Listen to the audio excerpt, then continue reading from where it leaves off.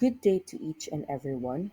Today we will be discussing all about the events that happened during the Cavite Mutiny. These are my fellow members, namely Jules YUCOR, Jamie Flores, Julia PADAYHAG, and yours truly, JHORIZ LEDESMA. Learning objective. So at the end of this lesson, you should be able to first know the different accounts and testimonies of Cavite Mutiny, analyze the disputes or issues in the narratives of Cavite Mutiny, and lastly, to discuss your understanding in the narratives or accounts of the history. Remember always the sacred teachings of our heroes and sacrifice their lives for love of country. This quote was written by Gregoria de Jesus, and as I've realized that this quote encourages us to always remember the wisdom and sacrifices of national heroes who gave their lives out of love for their country. It suggests we should revere their legacies and be inspired by their selfless patriotism. From 1872 to 1892, the Philippine struggle transformed from a narrow religious conflict into a national movement for justice, expanding Filipino consciousness and paving the way for a Filipino nation before the end of Spanish colonial rule. So during this period, a new generation of young, idealistic, and restless Filipinos emerged, driven to prove their intelligence and culture were equal to that of the Spanish colonizers. During this period, Filipinos debated ideas like becoming part of Spain, having their own independent country, and being a sovereign nation. The native Filipino clergy wanted recognition from the Pope and Spanish king and to become bishops. But Filipino secular clergy struggled to become parish priests because the powerful religious orders had gained too much influence over time under Spanish colonial rule. The influences of friars. Friars wielded significant influences in the roles of governance, education, and health.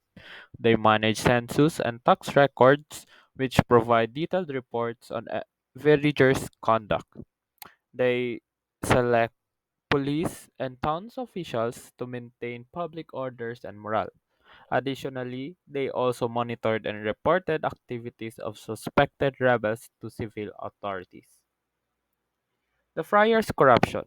Friars has oppressive political control over the Spanish authority and corrupt influence of friars over Filipino, which leads to fear. Friars uses religious fear tactics such as preaching about hell and damnation to maintain control, which did this leads to the unjust execution of the Filipino priest Dagom Burza, which makes the turning point in the history of Filipino nationalism. The uprising in Cavite. Many of the workers of the Cavite arsenal, predominantly natives from Cavite and nearby San Roque, became increasingly dissatisfied with the government, which this leads to discontent spreading throughout the region, leading to disaffection even among the troops.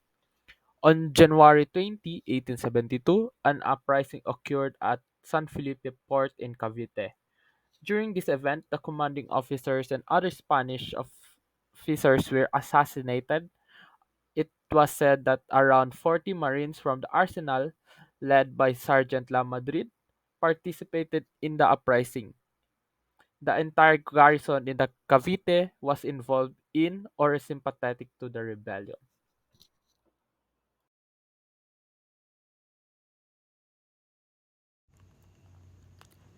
Late on February 15, 1872, a Spanish court martial convicted three secular priests, namely Jose Burgos, Mariano Gomez, and Jacinto Zamora.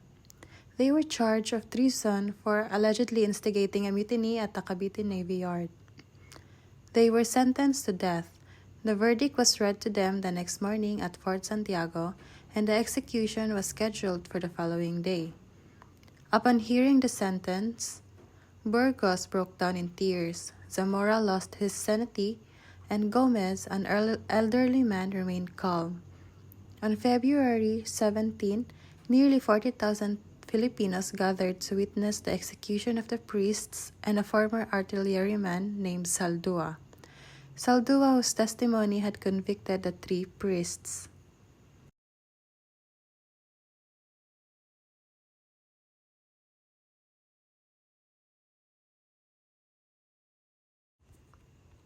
During the trials, the Spanish authorities presented Francisco Zaldua, a Filipino soldier who testified against the three priests, in exchange for payment from the Spaniards, including the hostile friars. His testimony led to their conviction, but he too was sentenced to die by garrote, same as the three priests. On the day of the execution, the priests followed Zaldua. Burgos was crying, Zamora stared vacantly, and Gomez walked with his head held high, blessing the kneeling Filipinos who attended the public execution. Gomez accepted his fate, stating that since he wills that I should die here, his holy will be done. Zamora went silently to the scaffold, having lost his sanity. Burgos, the last one to be executed, watched his companions die and cried out in despair about his innocence. Despite his protests, he was forced to accept his fate. The executioner asked for Burgos's forgiveness, which he granted, and then the sentence was carried out.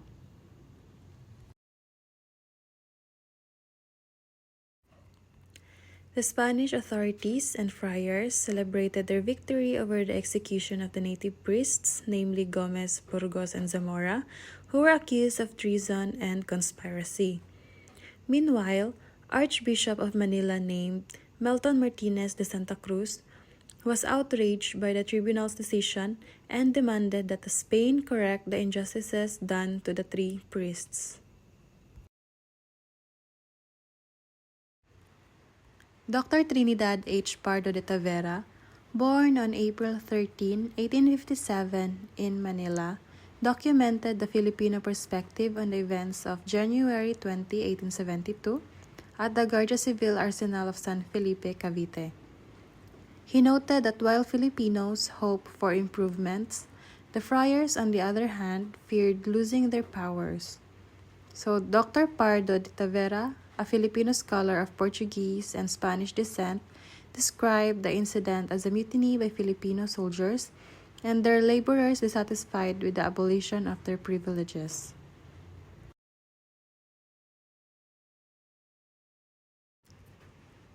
The arrival of General Izquierdo on 1871 to 1873 marked a significant shift in the Philippines' governance.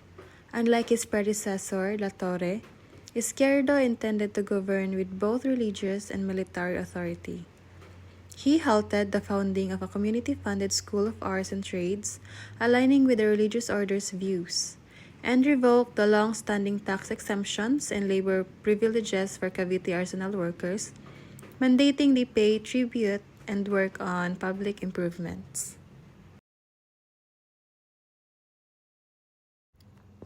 Historian C.H. Pardo de Tavera believed the Spanish friars and Izquierdo exaggerated the Cavite Mutiny, portraying it as a conspiracy involving the native army, residents of Cavite and Manila, and the native clergy to overthrow the Spanish rule. This reaction was partly due to Madrid's intention to limit the friars' civil and educational influence, prompting drastic actions to retain their power. With Spain's less radical government replacing La Torre, Izquierdo took over on April 4, 1871, and the Cavite Revolt in 1872 was a key event during his rule, which sparked by the abolitions of workers' privileges and influence by revolutionary ideas from Spain and America. This leads to some Filipinos, including native clergy, to seek independence from Spain. Spanish authorities' perspective. Montero y Vidal and Escudero y Gutierrez believe the 1872 events in the Philippines were part of pre-planned conspiracy. They accused educated Filipino leaders, people of mixed Spanish and native descent, native lawyers, resident of Manila and Cavite, and native clergy as being the conspirators. The alleged plan of these conspirators was to kill Spanish military officers and massacre Catholic priests. The supposed signal for this plot was the firing of rockets from the walls of Intramuros, the walled city in Manila. Intertext alleged motive. The abolition of certain privileges and tax exemption had dissatisfied the Filipino military artillery workmen, leading to Cavite insurrection. Priest execution. Montero provided detailed about the execution by garrote, a form of strangulation, of Filipino priests Burgos, Zamora, and Gomez on February 15. Before their execution, the priest allowed to confess to the parish priest in Bacoor. Official colonial account. Governor-General Escudero reported the Cavite Mutiny to the Spanish Ministry of War on January 23, 1872. As you can see in the screen, these two pictures are the events of 1872. The governor transcribed his report of the Cavite Mutiny on January 23, 1872, to the Spanish Ministry of War. That ends our report. I hope you have learned something from our report. Thank you for listening and have a great day ahead.